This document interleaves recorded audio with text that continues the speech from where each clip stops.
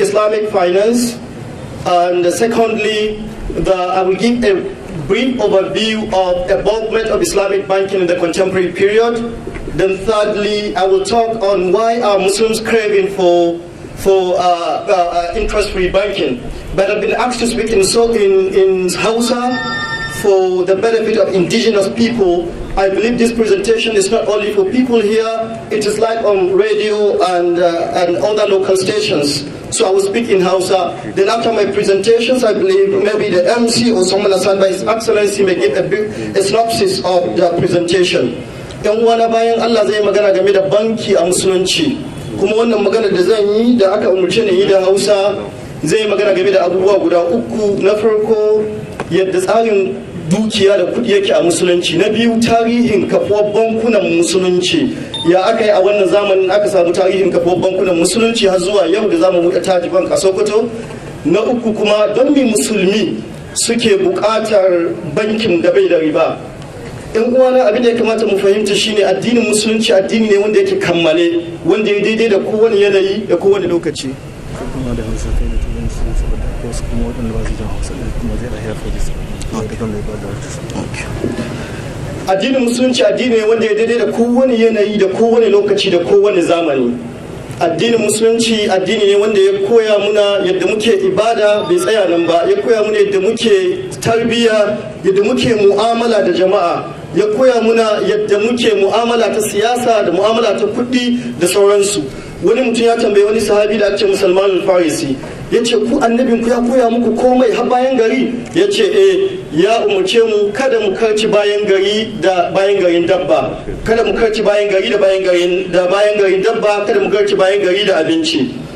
Yan uwana bayan Allah, musulunci ya ba mu'amala ta hada-hada ta kuɗi matukan muhimmanci. Qur'ani da aka saukar yana da ayoyi 6,000 da ɗaruruwa, amma cikin su aya mafi tsawo ita ce ayar da ta yi magana game da hada-hada kuɗi. Ya ayyuhal ladzina amanu idza tadayantum bidayn ila ajalin musamman, kowa ya san wannan ayar saboda muhimmancin da musulunci ya bai ga hada ta kuɗi. Musulunci ya yadda mu nema, musulunci ya yadda mu kashe. Neman kuɗi da zamu yi da kashewa yana iya kai mu aljanna, yana iya kai mu wuta. Hadisi ya tabbata cikin sunan Tirmidhi, annabi sallallahu alaihi wasallam ya ce la tazula qadama ibn adama yawmal qiyamati hatta yus'ala an arba'in. Kafafun na adam guda biyu ba za su gushe gaban ubangiji bayan alkiyama sai an tambaye shi abubuwa guda hudu.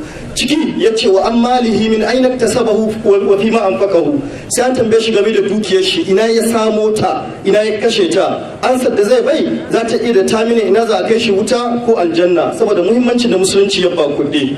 Yan uwana bayan Allah, musulunci ya sa wata ka'ida babba da ya kamata mu fahimta ta game da kuɗi. Wannan ka'ida ita ce almalu malullahi wa nahnu mustakhlafuna alaihi. Dukiya duk inda ka ganta ta Allah ce, kuɗi duk ko ina suke na Allah ne, amma mu an kasa halifofi akan wannan. Yanzu misali idan ina da kuɗi cikin aljihuna, idan ina da kila wannan naira 500 din, ka'idar musulunci wannan ba ta kowa bace, ta Allah ce, amma dunnan ni kadai Allah ya sa akanta, ni kadai zai wa tambaya akanta. To tunda ta Allah ce dole in kashe ta yadda yake so ba yadda nake so ba. Don haka in zakka yayi, lokacin zakka yayi, ba roƙona ake ba lallashi da ake ba, don dole in bayar. Ba ni zan faɗa abin da zan bayar ba, za a gaya min abin da zan bayar, kuma za a gaya min lokacin da zan ba, kuma za a gaya min waɗanda zan ba, domin a nuna min dukiyar ba tawa bace. Idan ina da sauran dukiya a aljihuna ko a account ina, wani bawan Allah zai mutu saboda yunwa, don dole in ɗauko in bashi, domin dukiyar ba tawa bace, dukiyar ta ubangiji ne da kuma ubangiji ne yake ga yadda za a kashe ta. Wannan tsari na dukiya a musulunci ya zo tsakanin tsari guda biyu, ya zarraba gardama tsakanin tsari na jari hujja da kuma tsari na 'yan gurguzu. Jari hujja ya baka damar ka mallaki komai kuma ka sarrafa shi da ka ga dama, muddin baka saba ma ka'idodi da dokoki na gwamnati ba. Shi kuma musulunci ya ce a'a, ba da ka'idodin gwamnati ɗaya ba, akwai ka'idodi na Allah kafin ka'idodin gwamnati.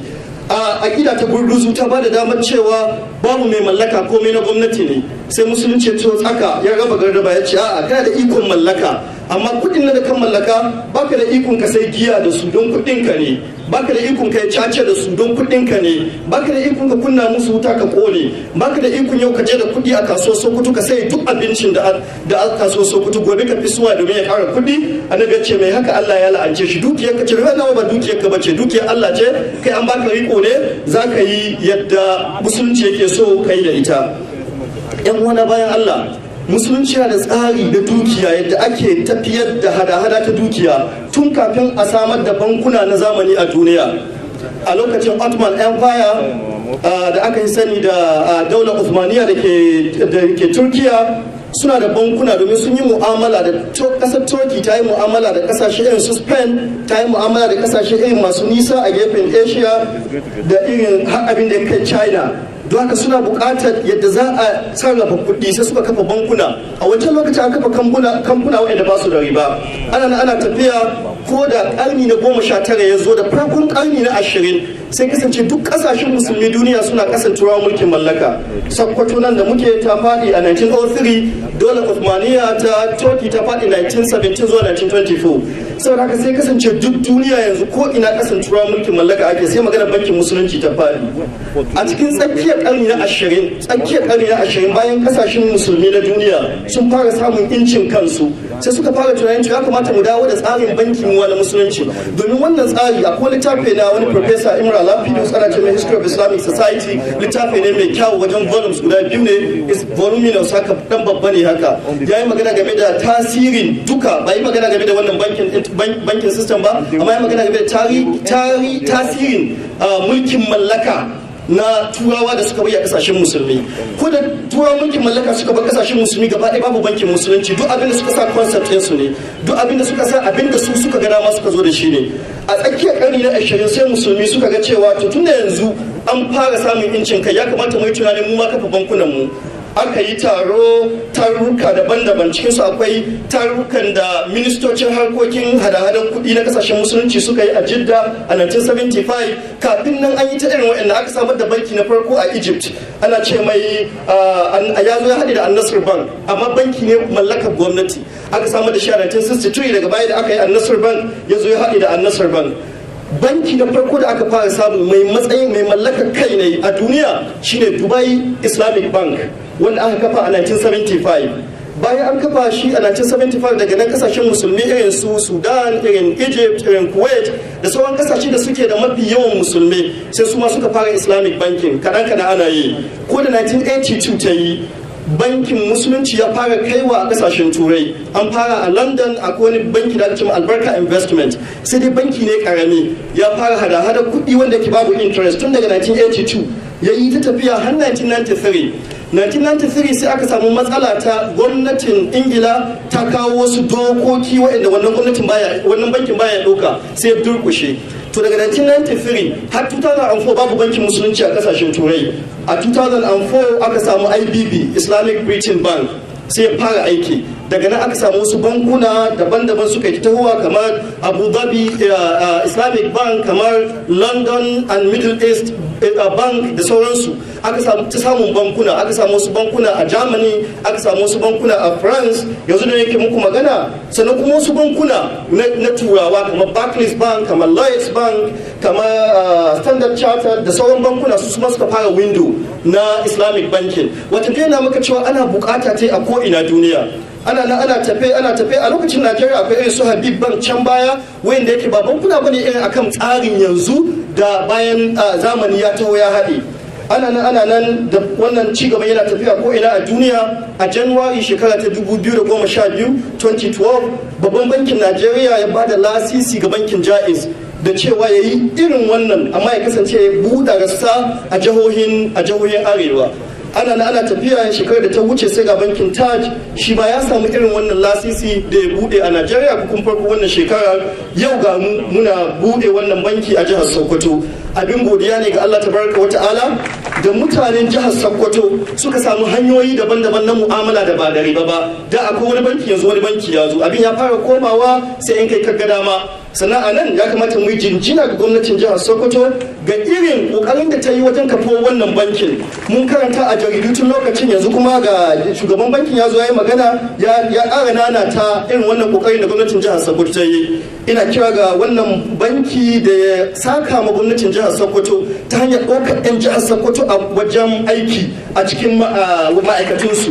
sai ya kasance in suka yi haka ina tabbata musu wata ran za su zo su biya ni su ce ina wannan da ya lakca da Allah ga wata 'yan miliyan 12 da rabi a bashi saboda me saboda jama'ar jihar Sokoto suna fama da wannan rashin lafiya suna son wannan mutum zai je noman albasa ya samu kuɗi ya zo banki sai a mai turanci inda sai da ya ɗan musanta me alaƙar banki da turanci to kaga in ka samu 'yan jiha wanda suka sai 'yan jiha suka sai yare 'yan jiha to wannan zai fi ma maka samu customers sannan kuma ka gode ma gwamnatin jihar Sokoto akan cewa ga abin da ta yi haka da su tallafa wajen kasuwanci matsakaici da kuma ƙananan kasuwanci wanda ke wannan ayyukan banki ne su taimaka wajen ayyukan rage fatara wanda gwamnatin jiha da gwamnatin tarayya suke yi a jihar Sokoto abu da kanshi da zan magana akan shi wani yasa musulmi duk duniya suka damu na gaya muku tun tarihi suna ta damuwa bayan mulkin mallaka su koma dai bankin musulunci saboda bankin da ke tafiya da riba yana da matsala sosai a rayuwa bankin da ke tafiya da riba yana da matsala ta addini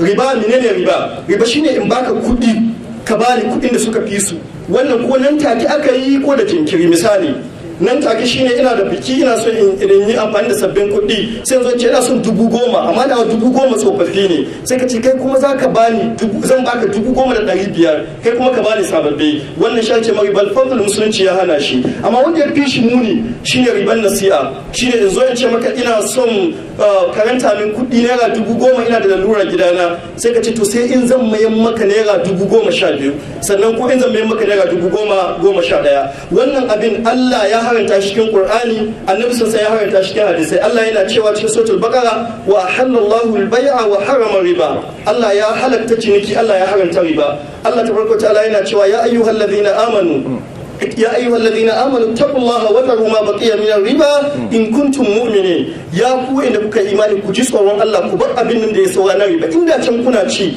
yanzu kuka ji babu kyawu ku daina sai Allah in mu'min ne kuke sai Allah ce wa in lam tafalu in ba ku aikata ba fa'adhanu bi harbin min Allah wa rasulihi ku yi shirin yaki da Allah da manzon shi to musulmi ba zai iya shirin yaki da Allah da manzon shi ba saboda ɗaya kai kuɗi banki naira miliyan 1 bayan wata sun kuma miliyan 1.30 saboda wannan 30 din ba zai shirya ma yaki da Allah ba sannan annabi sallallahu alaihi wasallam ya ce Allah ya la'ana game da riba akilahu wa mukilahu wa katibahu wa shahidaihi game da riba Allah ya la'anci wanda ya bayar da wanda ya karba da wanda ya yi shaidu da wanda ya rubuta don haka kaga babban matsala ne kai ba addinin musulunci ba dai duk addinin da Allah ya saukar ya haranta riba Allah ya ba mu labari cikin suratul nisa'i sai ya ce ya la'anci yahudawa saboda suna ayyukan da ba su da kyau ga abin da suke kisa ya ce wa akhrihim riba wa qadnuhu anhu cikin abin da suke suna karɓar riba kuma an hana su karɓi riba kaga wannan nuna cewa kwata-kwata kenan riba ba abu bane mai kyawu me yasa aka haranta riba kwata-kwata yake saboda zalunci ya akwai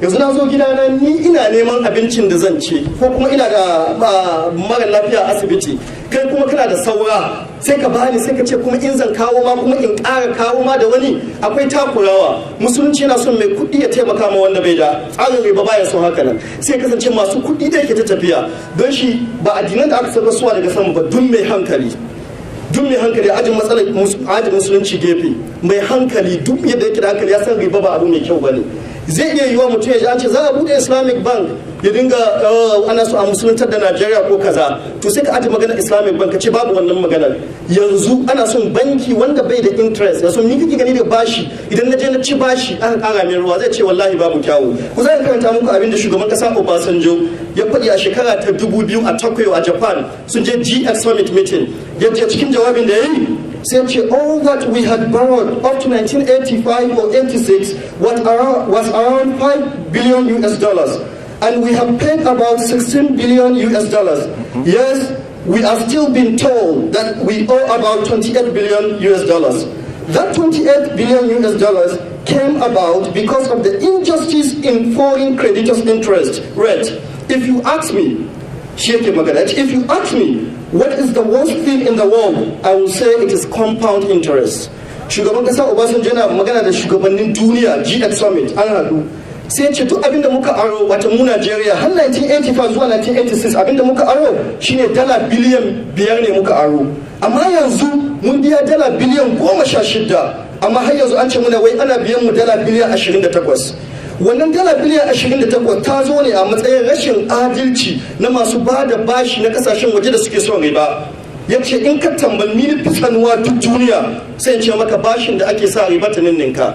Wannan duk mai hankali ya san haka, bai bukatar addinin musulunci, bai bukatar komai da komai. Yanzu misali in ni dan kasuwa nake a jihar Sokoto ina bukatar kasuwanci, ka sai da riba ke lalata al'umma, sai in je banki sai in ce ba ni bashin miliyan 10, sai ya ce to cikin shekara 2 zaka biya ni miliyan 12 da rabi zaka biya ni, in ce na yarda. In na zo sai ni fara kasuwanci, shekarar nan 2 ta yi ban kawo miliyan 12 da rabi ba fa, me ya kamata a yi? Allah cewa yi fa in kana zuwa usratin fa nadhiratun ila maisara. Idan yana da damuwa, idan yana da cikin kunci, ku daga mai zuwa gaba. Abinda bankin nan zai ce mini, to ka bayya wata shekara amma ka biya mu miliyan 13. To ni da ban kawo miliyan 12 ba yanzu, ina zai kawo miliyan 13 zuwa wata shekara? Don haka in abinci nake sayarwa, in gini nake yi, duk abin da nake yi sai in mammatsa dole in cutar da jama'a Sokoto, ko za su samu kansa ta abincin su ko ginin su ba zai yi ba. Ni dai ina so in fita in samu miliyan 13 ina in sauyin mai sama banki, sai kasance duk al'umma ta cutu saboda riba. Don shi musulunci ya haranta riba. Don haka ga wannan option ya zo a Sokoto, dama muna da wani option, mutane su kara su yi kasuwanci na halas, su kuma wa'annan bankin su taimaka su tarbi mutane. Kuma gwamnatin jihar Sokoto kokarin da ta yi, Allah ya sa ta ci gaba da kokari a dukkan abin da ke amfanin jihar Sokoto, ya saka ma kowa da alkhairi. MC ya ce, His Excellency ya ce ni zan yi da turanci, so kaɗan zan yi ko minti 2 ko 3. What I said in Hausa language is that one of the characteristics of Islam is its universality and applicability. Islam addresses every aspect of human life at every point, at every moment in life. It's not limited to rituals. It cuts across social, political, and financial transactions, and what have you. Islam has cut across everything. On financial transactions, Islam has attached great importance to financial transactions to such an extent that it is not that the longest verse in the Quran is the verse about financial transaction. It is a page full. Ya ayyuhalladhina amanu idha tadayantum bidaynin. Islam allows us to earn and Islam allows us to spend. Our earning and spending can scare us above in Jannah, and it can do us otherwise if misappropriated. The Prophet ﷺ said, the 2 feet of the son of Adam will not be moved from his Lord on the day of judgment until he is asked about 4 things. Part of which he said, he will be asked about his earning. Where did he get it from and where did he spend it? To show you the importance of financial transaction in Islam. Islam laid down a great principle about financial transaction. It says, Al-malu malullahi wa nahnu mustakhlafuna alayhi. The wealth, the money is for Allah, and we are vicegerent of Allah on the earth, so we are assigned on how to earn and how to spend this money. Long before our modern banking system, Islam has laid down some principles about financial transactions. And these principles strikes balance between capitalism and socialism. We all know that capitalism affirms absolute and unconditional right to private property, while socialism denies owning of private property. Islam says no, you can own private property, but you shall spend it, you shall earn it in accordance to the teaching of Islam. I talk about involvement of Islamic banking that began during Ottoman Empire when they needed to trade with Spain and Far Asia, and after abolishment of Ottoman Empire and the coming of colonial masters in the mid-20th century, when many Muslim countries become independent, then the need for Islamic banking and finance become more urgent.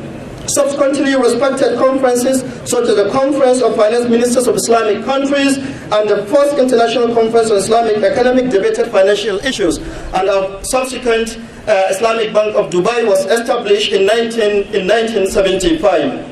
This development extended to Nigeria in January 2012 when the Central Bank of Nigeria granted approval to Jaiz Bank to operate as a non-interest or interest-free regional bank in northern Nigeria. And the approval was extended last year to Taj Bank, and today we're here to commission the Taj Bank.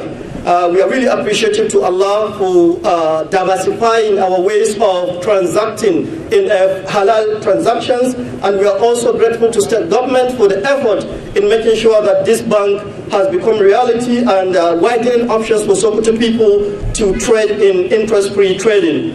I call on the Taj Bank management and board to ensure that they reciprocate the gesture by employing Sokoto indigenes in this bank and also supporting the micro and the medium enterprises, and also to initiate projects that will support the state and federal government project in Sokoto State for poverty alleviation.